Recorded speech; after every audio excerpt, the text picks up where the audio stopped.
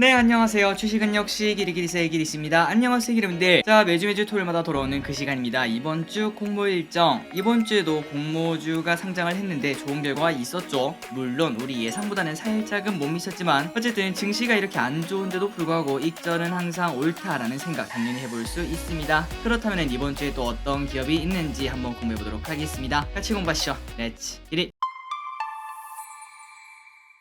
바로 보도록 하겠습니다. 오늘 또 볼 내용이 그렇게 적지만은 않아요. 최대한 빨리 끝내도록 열심히 노력하도록 하겠습니다. 이번 주 상장 주식 진짜 많았네요. 선바이오, KB스타리치, 유안타스페이, SK스페이, 모델솔루션, 이노룰스, 어떤 흐름이 나왔는지 그리고 저 기릿은 어떻게 팔았는지 보도록 하겠습니다. 첫 번째 선바이오입니다. 저 기릿은 패스를 진행했고 증시 분위기가 안 좋고 그리고 코넥스 이전 상장이다 보니까 결국은 이렇게 나쁜 흐름이 나타나는 걸 확인할 수 있었습니다. 공모가는 11,000원, 시초가는 12,050원, 고가는 12,050원, 종가는 1,600원으로 상장 초반에 1,000원 정도 이득 볼 수 있는 기회가 있었지만 그 이후에 쭉 미끄러지고 마무리가 되었습니다. 의무 확약은 길분들이 확인할 수 있다시피 전혀 없다는 걸 확인할 수 있고 1년 이상만 있으니까 이 부분은 신경 쓰지 않으셔도 될 것 같습니다. 다음입니다. KB스타리치를 보도록 하겠습니다. 자, 스타리치 이 친구는 공모가가 5,000원이죠. 그런데 지금 가격을 보니까 4,360원으로 큰 폭의 하락이 존재했었습니다. 그리고 첫날에는 변동이 정말 컸네요. 장중에 3,600원까지 갔다 온 걸 확인할 수 있는 야, 3,600원에 주운 사람들은 진짜 부럽다라는 생각을 해볼 수 있지만 하지만 단기적 변동이기 때문에 저기서 매수한 사람들은 그렇게 많지 않을 것 같습니다. 그래서 KB스타리치 공모가는 5,000원인데 시초가는 4,500원, 고가는 4,500원, 종가는 4,340원으로 만약에 청약을 해서 배정을 받았다면 한 주당 500원 이상의 손실을 본 걸 확인할 수 있습니다. 그나저나 이 KB스타리치는 배당률로 좀 유명했습니다. 원래 7% 배당으로 유명했죠. 그런데 이렇게 주가가 빠지면 배당금이 그대로라도 배당률이 올라갈 수밖에 없기 때문에 대략 계산해보면 지금은 8% 정도의 배당을 예상을 해볼 수 있습니다. 물론 지금 금리 인상 시기다 보니까 리치 흐름이 좋지 않고 그리고 이 배당이 실제로 지급될지 이게 좀 미지수 아니겠습니까? 그렇기 때문에 살짝 불안하긴 하지만 우리가 주식 투자를 몇 개월 하고 마는 게 아닙니다. 또 언젠가는 금리가 피크를 딱 찍고 그때부터 떨어지는 시기가 분명 올 텐데 만약 그때 이 리치가 아니더라도 배당이 8%가 넘는 기업을 내가 들고 있다면은 그 기업의 가치는 시간이 흐르면 흐를수록 금리가 낮아지면 낮아질수록 당연히 높아질 수밖에 없다고 볼 수 있겠죠. 그래서 길게 봤을 때는 이 KB스타리치의 가격이 앞으로 슬금슬금 올라갈 수도 있지 않을까라는 생각은 해볼 수 있습니다. 다만 지금처럼 금리가 급격하게 오를 때는 리스크가 너무 크다는 거는 생각은 해봐야겠죠. 다음입니다. 유안타 스펙을 보도록 하겠습니다. 공모가는 2,000원, 시초가는 2,050원, 고가는 2,075원, 종가는 2,065원으로 공모가 대비 3.3% 오르고 마무리가 되었습니다. 그리고 SK 스펙도 보도록 하겠습니다. 이 친구는 공모가 2,000원, 시초가 2,120원, 고가는 2,170원, 종가는 2,140원으로 공모가 대비 7% 오르고 마무리가 되었습니다. 그냥 기본적인 스펙의 흐름이 나타난 걸 확인할 수 있네요. 앞으로 쭉쭉쭉 오르길 진심으로 바라겠습니다. 다음입니다. 이번 주 기대주였죠. 모델솔루션. 하지만 이 친구 우리의 기대를 뒤로하고 증시가 진짜 안 좋긴 안 좋나 봅니다. 엄청나게 큰 수익을 우리에게 주지 않은 걸 확인할 수 있습니다. 공모가 27,000원, 시초가 29,500원, 고가는 34,700원, 종가는 39,900원으로 만약 청약을 하고 그 다음에 종가에 매도를 했다면 한 주당 4,000원 정도의 수익을 거둘 수 있었습니다. 저기릿은 한 주를 배정받았고 당연히 매도를 했는데요. 저기릿은 6,673원의 수익을 거둔 걸 확인할 수 있습니다. 이 정도면 히릿이랑 커피 한 잔씩 사 먹을 수 있겠네요. 자, 청약하신 여러분들 전부 다 좋은 가격에 매도하셨길 진심으로 바라고 그리고 모델솔루션은 1개월짜리가 21%가 풀린다는 거 참고하시면 될 것 같습니다. 그리고 다음입니다. 이노를스. 자, 이 친구가 제일 처음에는 약한 모습을 보여주다가 마지막에는 쭉 오르고 마무리가 되었습니다. 20% 상승했죠. 그래서 공모가는 12,500원, 시초가는 13,150원, 고가는 17,050원, 종가는 15,850원으로 만약에 종가에 매도했다면 한 주당 3,000원 이상의 수익을 거둘 수 있었고 공모가 대비 26%의 수익을 거둘 수 있었습니다. 그리고 이 이노룰스 배정 주식수가 1.1개라서 대부분의 기름들이 한 개를 받았을 것 같은데 저 기릿은 운이 좋게도 2개를 받았습니다. 그렇다면 지금 딱 보니까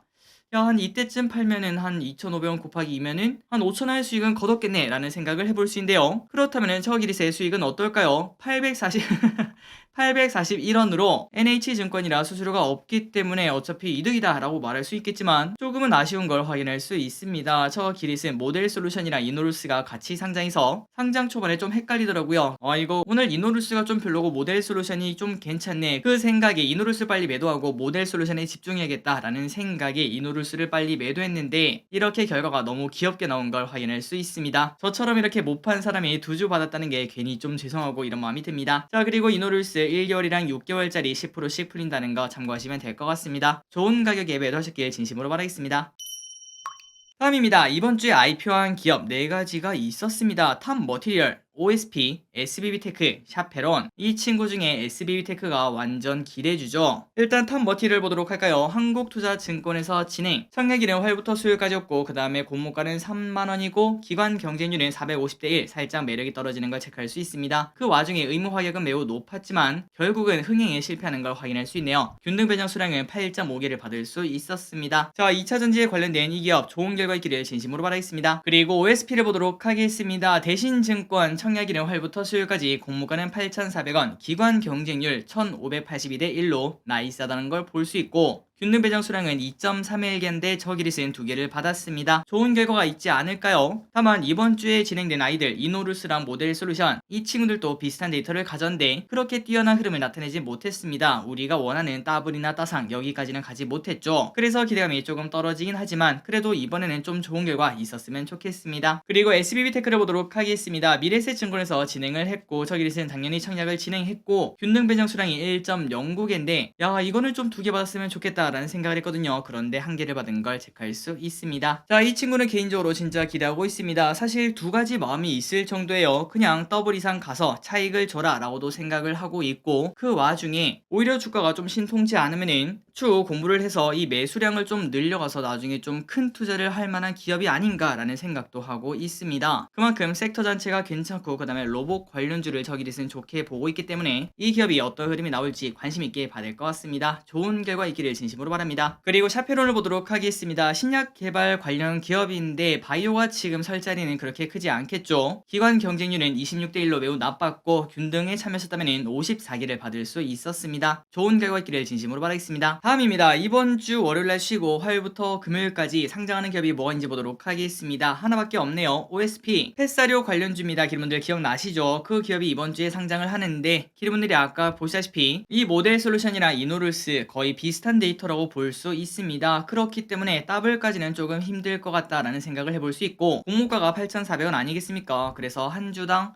3,000원에서 한 5,000원 사이 정도의 수익을 기대를 해볼 수 있지 않을까 라고 지금 생각을 해볼 수 있습니다. 이 부분은 증시 분위기에 따라 바뀔 수 있기 때문에 참고만 하시기 바랍니다. 여러분들 OSP 좋은 결과 있기를 진심으로 바라겠고 저기를 또 잘 팔아보도록 하겠습니다. 자, 빠르게 여기까지 왔네요. 이제 마지막입니다. 다음 주에 IPO한 기업들 핀텔, 하나스펙, NH스펙, 한국스펙, 플라즈맵 기업 2개랑 스펙 3개가 있는데 어떤 기업들인지 우리가 청약을 할 만한 기업인지 진짜 빠르게 보도록 하겠습니다. 우리의 연휴는 소중하니까요. 바로 보도록 하겠습니다. 핀텔, 그리고 좋아요를 누르시면 저 이릿이 열심히 공부하는데 매우 큰 힘이 됩니다. 정말 감사합니다. 핀텔의 주관사는 대신증권, 청약일은 11일부터 12일까지, 공모밴드는 7,500원에서 8,900원이라고 합니다. 자, 핀텔이 뭐하는 기업인가 정말 간단합니다. 고해상도 영상 분석 기술을 통해서 픽셀의 손실이 없이 실시간으로 분석이 가능한 고해상도 영상 분석 인공지능 전문기업이라고 합니다. 그래서 이걸 어디다 쓰는데 라고 봤더니 스마트시티와 지능형 교통체계 관련 인공지능 영상 분석 솔루션을 개발 및 판매를 한다는 거겠죠. 그래서 이러한 기술을 바탕으로 이미 상암동 스마트 교차로 실증 테스트, 고양시 메타버스 활용 실시간 교통 시스템 같은 사업을 진행을 하고 있다고 합니다. 그렇다면 한번 예시를 보도록 할까요? 자, 여기 사진이 있습니다. 이렇게 복잡한 교차로를 보는데 우리가 보통 뭐 영화 같은 걸 보거나 아니면 직접 CCTV를 보신 적 있는지 모르겠지만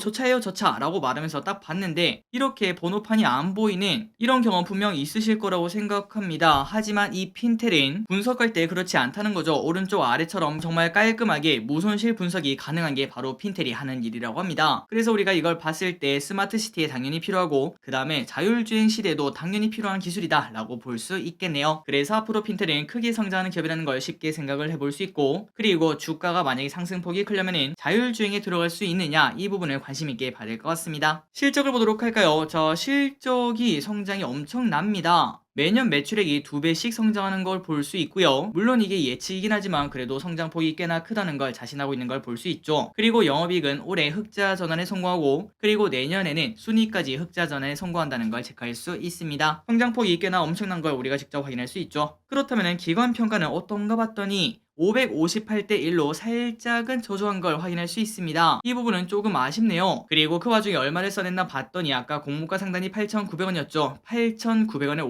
52%, 8,900원 초과가 30%로 절반 정도의 기관들은 8,900원이면 적당하다 라고 외치는 걸 확인할 수 있습니다. 그리고 임무 확약도 저조하다는 걸 확인할 수 있죠. 그래서 한번 정리해보도록 하겠습니다. 핀텔 우리가 청약을 할 것인가 말 것인가. 청약일은 화요일부터 수요일까지 그리고 상장일은 20일 목요일. 최소 청약 금액은 8,900원이기 때문에 20주 기준 89,000원이 필요합니다. 기관 실칙은 558대 1, 의무 확약은 8.7%로 낮은 걸 확인할 수 있고 그리고 대신증권은 수수료가 2,000원까지 있기 때문에 매력이 조금 떨어지는구나 라는 생각 같이 해볼 수 있겠죠. 다만 이 부분은 괜찮습니다. 유통물량 예정치는 27%로 예상 시총이 886억이니까 상장 당일 물량은 그렇게 크지 않네 라고 볼 수 있지만 최근에 상장한 기업들이 상장 당일 물량이 그렇게 많지 않았거든요. 하지만 그 기업들도 그렇게 엄청나게 좋은 흐름을 나타내지 않았기 때문에 기대감이 조금 떨어지는 게 사실인 것 같습니다. 그래서 핀텔은 일단 성장하는데 조금 시간이 걸리니까 지금 공모주로 만나지 말고 상장 후에 만약에 주가가 크게 오르지도 않고 그 다음에 크게 떨어지도 않는 그런 상황이 온 다음에 그리고 우리가 딱 보니까 실적 성장세가 진짜 대단해요. 그렇다면 그때부터 우리가 직접 공부할 만한 기업이라고 볼 수 있겠죠. 그래서 저기는 이번 청약은 패스를 하도록 하고 나중에 상장 후에 따로 공부를 해보도록 하겠습니다.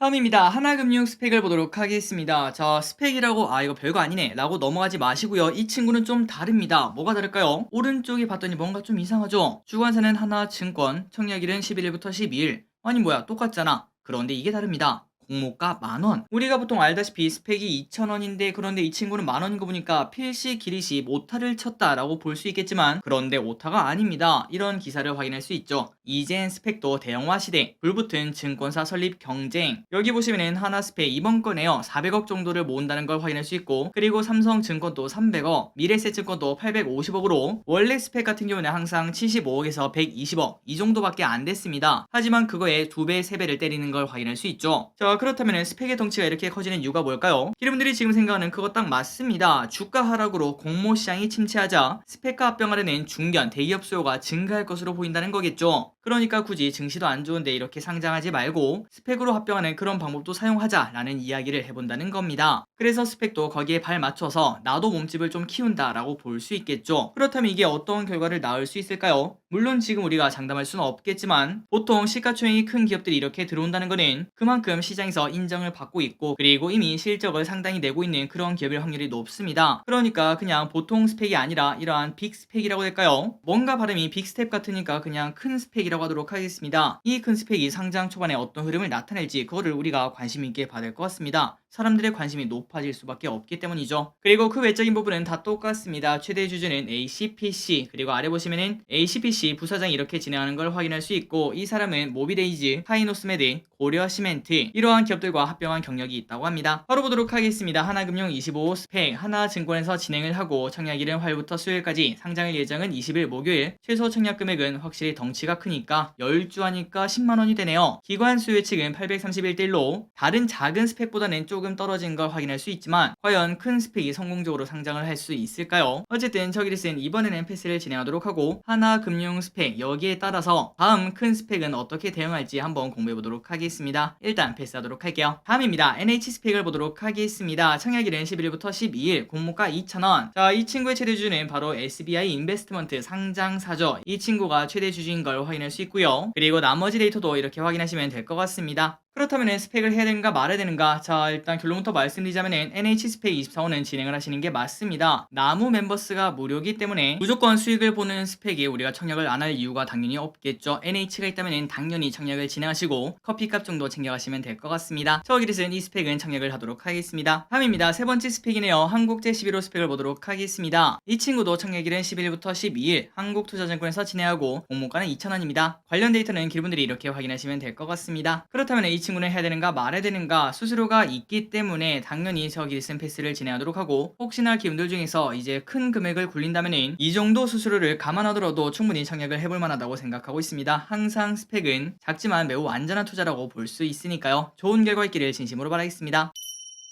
드디어 마지막입니다. 여기까지 진짜 빨리 왔습니다. 플라즈맵 주관사 미래셋 증권 청약일 12일부터 13일 공모가는 아직까지 미정입니다. 공모밴드는 9,000원에서 11,000원. 플라즈맵은 뭐하는 기업인가 봤더니 이 기업 꽤나 기대주인 것 같습니다. 바이오 플라즈마 기술을 기반으로 의료기기 사업을 영위하고 있으며 2015년에 카이스트 물리학과 실험실 창업으로 설립된 기업이며 비미국계 기업 최초로 의료용 저온 플라즈마 멸균기의 FDA 인증을 획득한 기업이라고 합니다. 여기서부터 일단 신뢰도가 팍팍 올라가기 시작하죠. 참고로 FDA 인증 멸균 솔루션은 4개밖에 없는데요. 그 중에 3개가 미국이 가지고 있고 그리고 그 나머지 1개가 바로 이 기업이라는 겁니다. 그리고 이 기업 플라즈맵의 멸균기는 소형인데 이 4개 중에 소형은 이거 하나밖에 없기 때문에 그 매력도도 존재한다고 볼 수 있겠네요. 작년 하반기에 승인을 받았기 때문에 따끈따끈한 FDA 인증이라고 합니다. 그리고 이렇게 FDA 승인을 받고 전 세계에 4개밖에 없는데 그 중에 소형은 하나밖에 없는 그거를 가지고 있으니까 짧은 시간 동안 글로벌에 벌써 40개 이상 판매처를 확보를 했다고 합니다. 게다가 174건의 특허, 그 다음에 45개의 의료기기 인증 보유, 저온 멸균기, 재생활성기, 멸균 소모품을 55개국에 수출을 하고 있다고 합니다. 그래서 우리가 이걸 딱 봤을 때 뭐 바이오 관련 기기면 별거 아닌 거 아니야 라고 볼 수 있는데 그런데 딱 읽어보니까 완전 느낌이 다른 걸 확인할 수 있죠. 그렇다면 도대체 어떤 건데 FDA 승인을 받았는지 진짜 간단하게 설명드리자면은 일단 멸균기인 스터링크라는 걸 보도록 하겠습니다. 저온 플라즈마 멸균 기술이라고 하는데 기대분들이 아시다시피 병원에서 멸균기가 얼마나 중요할까요? 이거는 뭐 어떻게 말할 수 없을 정도로 가장 중요한 것 중 하나라고 볼 수 있습니다. 그래서 수술 도구라든지 아니면 의료기기 이런 것들을 전부 다 멸균을 해야 되는데 그거를 멸균하려면 당연히 멸균 솔루션이 있어야 된다고 합니다. 그런데 아까 말씀드렸다시피 이때까지 있던 멸균기는 전부 다 대형이었고 대형이라는 거는 크고 비싸다고 볼 수 있겠죠. 그래서 작은 병원은 소형을 써야 되는데 이 플라즈맵은 그거를 해줄 수 있고 그리고 그 와중에 FDA 인증을 받은 거는 바로 플라즈맵밖에 없다는 거 병원에서 당연히 이거를 선택할 수밖에 없을 것 같네요. 그래서 이 친구는 대형 병원보다 중소형을 타겟으로 사업하고 있다고 합니다. 그리고 기분들이 보시다시피 이렇게 7분 만에 완료할 수 있다고 적혀있는 걸 확인할 수 있는데 기존 솔루션인 1시간 대비 10배나 빠른 방식이라고 합니다. 그리고 앞으로 의료용 멸균 시장이 성장 예정인 것도 충분히 긍정적인 걸로 볼 수 있겠죠. 다음으로 액티링크라는 걸 보도록 할까요? 자, 이거는 뭔가 봤더니 플라즈마를 이용한 생물학적 재생활성화 기술이라고 합니다. 예를 들어 임플란트 같은 인체 삽입용 기기는 뭔가 이상한 게 묻어있으면 안 되겠죠. 당연합니다. 그래서 거기에 불순물을 제거하는 표면 처리 기술이 필요한데요. 그걸 바로 이 기술이 한다는 거겠죠. 이 기술은 염증 반응을 억제하고 안정성을 높이게 되며 이 또한 FDA 기술 인증을 받았다고 합니다. 도대체 이 기업 뭐하는 기업일까요? 그리고 성능은 기존 시장 대비 3배 이상 뛰어나며 비용은 30배 이상 저렴한 게 장점이라고 합니다. 그래서 매출 한번 보도록 하겠습니다. 멸균기, 스터링크랑 그 다음에 액티링크, 재생활성기가 있는데 지금 보니까 6대4 정도로 멸균기가 조금 더 많은 걸 확인할 수 있습니다. 그리고 중요한 거는 멸균기는 이러한 멸균 소모품도 같이 판매가 된다는 거, 이것도 장점이라고 볼 수 있겠네요. 그리고 김들이 보시다시피 내수와 함께 수출도 같이 큰 폭으로 성장을 한다는 거, 이거를 우리가 절대 놓칠 수 없겠죠. 그렇다면 플라즈맵의 미래 실적은 어떨까요? 일단 올해까지는 적자라고 합니다. 하지만 내년에는 흑자 전환에 겨우 성공할 것이다 라고 예측을 하고 있고 그리고 그 이후에는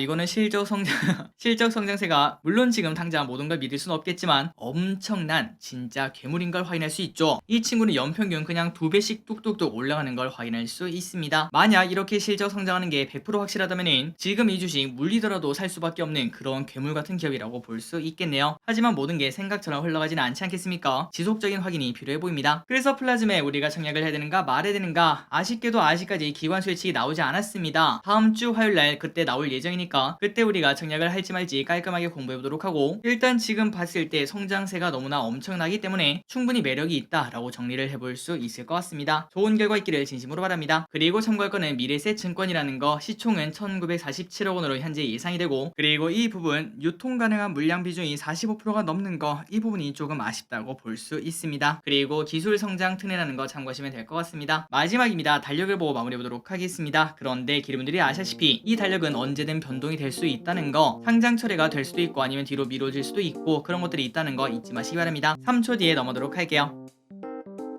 자, 오늘의 공부 여기까지 끝났습니다. 매주 기름들이 공짜로 치킨을 먹을 때까지 저 길이 계속 가도록 하겠습니다. 지금까지 길이셨습니다. 빠이요.